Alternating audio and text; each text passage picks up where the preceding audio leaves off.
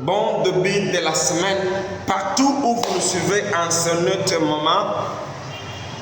Nous sommes à la dernière semaine préparatoire pour la célébration de la résurrection messianique que notre Seigneur Jésus-Christ. La Pâque, c'est la résurrection, bien sûr. La Pâque, c'est le passage d'un endroit à un autre. La Pâque, c'est la transformation. La Pâque, c'est l'accomplissement de la parole de l'Éternel. La Pâque, c'est le don venant de l'Éternel dans le salut, où Jésus a été cloué sur la croix. Il a brisé les 7 sceaux qui nous condamnaient avec la rédemption de la croix. Ah, j'aime l'œuvre de la croix. Que Dieu soit loué pour son don, une méritée de la Pâque. Nous voulons nuancer par rapport aux deux personnels de la Bible qui faisaient partie du disciple de Jésus, dont je vois Judas Iscariote et je vois Pierre. Judas faisait partie, il gardait le monde. Judas a joué un rôle trop difficile. Un maître qui s'appuyait, qui avait confiance à Judas, mais Judas l'a trahi en le livrant aux païens, aux non-circoncis. Mais Judas, au lieu de se repentir, Judas a endurci son cœur jusqu'à aller se pendre. Judas, c'est l'image de l'ingratitude. Judas, c'est l'athéisme.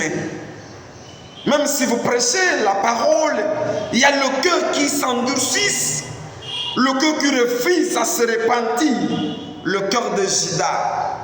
Le cœur qui opère, qui entretue les gens, qui abat l'autre sans compassion, sans peur, sans pitié, sans amour. C'est le cœur de Judas. Dans cette église, il y a des Judas, même s'il y a la prédication de la repentance, même il y a des conférences, mais ils demeurent toujours dans leur situation. Comme ils vivent de la prostitution, ils disent que si je ne le fais pas, je ne vais pas payer ma maison. Ça, c'est un esprit de Judas qu'il faut abandonner. Je vois mon ami Pierre, l'homme qui était courageux à suivre, à répondre aux questions de son maître. Il a nié. Oh, il avait promis, maître, partout vous serez, j'y serai.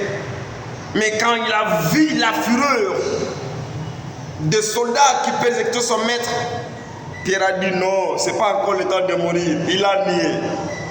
C'est comme le frère qui nie, nos chrétiens qui nient la foi, la parole, la promesse faite dans des séminaires, mais devant un péché, il commet toujours. Mais Pierre, après le deuxième chant des coqs, Pierre se repentit, Pierre a déchiré les habits, Pierre s'est réengagé à l'Éternel en demandant pardon. Le coq, Pierre c'est l'image des églises fragiles à la parole, appelées à la conversion. L'image de la femme et l'épouse qui attend son époux. Et les coqs, ce sont des paroles de messages évangéliques. Le message qui appelle à la repentance. Bien-aimés, dans les églises de nos temps, les gens souffrent de la glycémie. Pourquoi? Ils préfèrent des choses succulentes. Sois, recevez, tu seras, tu partiras, tu deviendras, que tes ennemis deviennent. Mais le message eschatologique, le message de la repentance, le message de la préparation à l'enlèvement sont rares. J'aimerais demander aux églises de susciter encore le coq. Les coqs sont des évangélistes qui prêchent la repentance, qui insistent sur la conduite, qui amènent encore le gibier dans la bergerie, bien-aimé. Que le coq chante dans nos églises, que le message de 40 jours, que le séminaire de 50 jours, 100 jours s'organise pour la repentance, bien-aimé. Et ça va réjouir. Et il y aura des âmes qui vont se convertir. Et quand il y a une âme qui se convertit, bien aimé, il y a la couronne de gagneur d'âme qui t'attend. Bien aimé, cher coq, évangéliste, unissons-nous pour des prédications, des exhortations, de l'évangélisation, de la repentance, de l'eschatologie, la préparation de la jeune épouse à l'attente de son jeune époux. Que Dieu vous bénisse. Que ce Pâques, bien-aimé, essaie de regarder ta conduite. Essaie de regarder ton intimité avec l'Éternel. Ta relation avec le Dieu Tout-Puissant. Et toi qui connais, bien-aimé, le fond, la personne de l'intérieur, tu dois te repentir et demander pardon. Commencer une vie nouvelle avec l'Éternel. Et que Dieu te bénisse. Abandonnons le péché. Abandonnons la fornication, l'impédicité, le vol, le tuerie, bien-aimé, le cannibalisme.